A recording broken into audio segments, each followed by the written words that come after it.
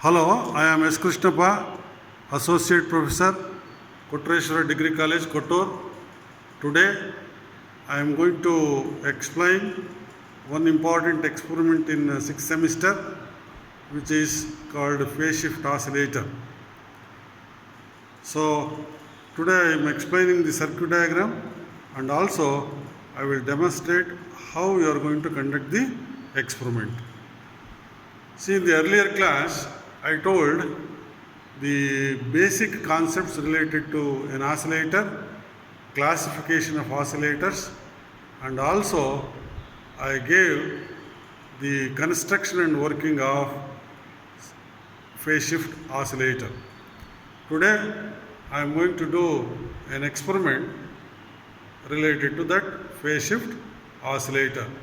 One of the important use of this phase shift oscillator will be to determine the frequency production or to produce the frequency of lower frequencies. So let us first of all look at the circuit and then we will conduct the experiment. See, what is an oscillator? An oscillator is an electronic device which converts DC into AC. DC into AC. I told in the theory class what is the difference between an amplifier and the oscillator. So I told amplifier uses the negative feedback, but oscillator uses positive feedback. Like that, in the practical examination, they are going to ask large number of viva questions. You must be in a position to answer such a simple questions also. So let us conduct this experiment phase shift oscillator. The main idea is to determine the frequency of the oscillator. For that, two important operators you are going to use here. One is called a kit, which consists of the internal arrangement for the fundamental elements like resistance and capacitances. See, I am going to describe the experiment of this phase shift oscillator, which consists of a circuit diagram like this. So this circuit diagram plays an important role because in order to construct an oscillator circuit, two important conditions you have to follow. One is Barkhasan criteria and the arrangement of the operators. See, look at that. The kit inside will have all these fundamental elements like resistance, capacitance, transistor and other elements also. Now I am going to explain the different parts of this arrangement and then I will go for the different parts of the CRO also. Look at that. It consists of an NPN transistor which consists of three parts: emitter, base and the collector. This is collector. So from the collector you are going to measure the output with respect to the ground point. So this is a ready-made kit. You are going to measure the output across this collector and the ground point. Now look at that. Emitter consists of resistance and capacitance, which is called emitter section, which gives the stability to the circuit, which stops the noise or the distortion to the circuit. Second part, it consists of a base in which there are three capacitances and three resistances connected one by one. So this is an important circuit for this phase shift oscillator, which acts as a beta network or which acts as a ladder network, because it consists of resistance and capacitances. This is an RC circuit. Actually, phase shift oscillator is an RC oscillator which produces low frequencies for using audio frequency. Because of that, it is called as audio frequency oscillator. Look at this section. This is an important section which is called a ladder network which produces a 180 degree phase, and the transistor itself will produce us another 180 degree phase. Total it becomes 360 degree or 0 degree, which is the main condition of Barkhasan criteria.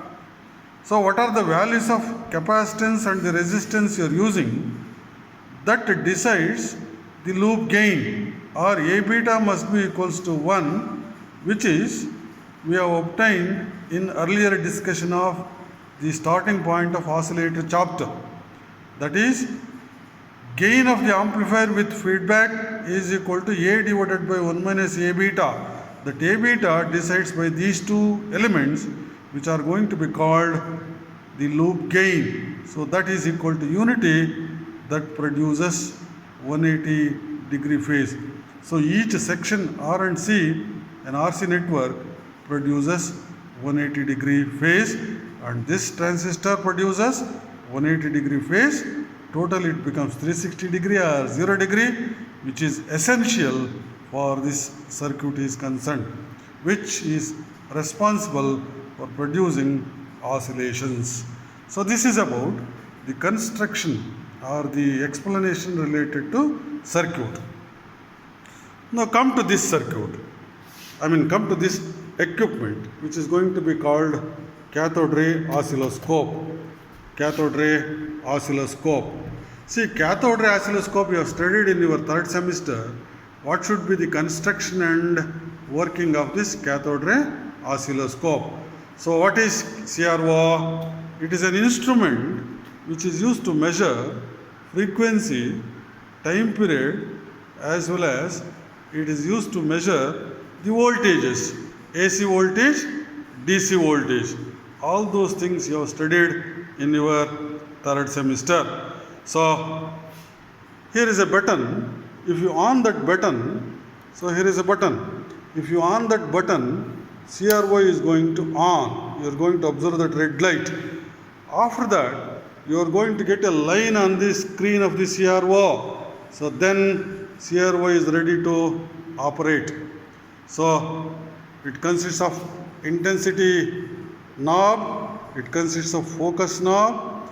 Here is a knob in which you can able to move up and down, and here is a knob in which you can able to move transverse transaction like this, transverse transaction. So this is vertical transaction, this is horizontal transaction. So here is a knob in which you are going to measure the voltage, different voltages. This is time per division, Here is milliseconds, here is seconds. You can easily convert that to time, different timings. Like that, it is possible to measure the time period of a wave so that you can able to calculate the frequency of the oscillator, Now look at that. I on this button, but I did not on this button on the kit. So in the examination, you are going to forget about this knob. So because of that, you must be in a position to remember this knob to on. Then only you are going to get the oscillations on this screen of the CRO, Now this is about the construction of this phase shift oscillator. So what is the experiment you are conducting? So first of all, what you have to do is note down the value of this resistance value, note down the value of this capacitance value, calculate the frequency using the formula. Theoretically, what is known as F is equal to 1 divided by 2 pi root 6 into RC. So this R and C are the fundamental elements which decides the beta gain. So that's an important point. Another point you have to remember here in this circuit is a small portion of the output is fed back into the input. This is known as feedback. I explained in the theory class. So this feedback plays an important role. So that is, feedback must be positive here. So we have already explained how you have got the positive feedback in this circuit. So this is called as beta network, or the feedback which is a small portion is fed back into the input. So this is responsible for producing oscillations in this phase shift oscillator. Remember, in electronic circuit, this is the only circuit which produces output without any input. Look at that. Here we did not give any kind of input to this circuit. Directly it produces the oscillations by taking the disturbances of this DC battery or of any component in this circuit. So this is about the description of the circuit. Now let us operate the circuit and let us calculate what is known as the frequency of this phase shift oscillator experimentally. So in this you have to prove theoretically as well as here you have to prove experimentally what should be the frequency obtained theoretically as well as experimentally. Yes, now CRO output is fed back, is connected to this phase shift oscillator output. Now I will on this button. See that light is going to come up here, light is there, and see that, by making use of these terminals you can able to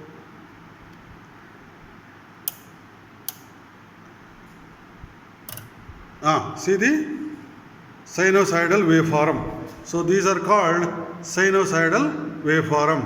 So since this is an RC circuit which produces sinusoidal waveforms, like that you can able to make arrangement to get this sinusoidal waveforms.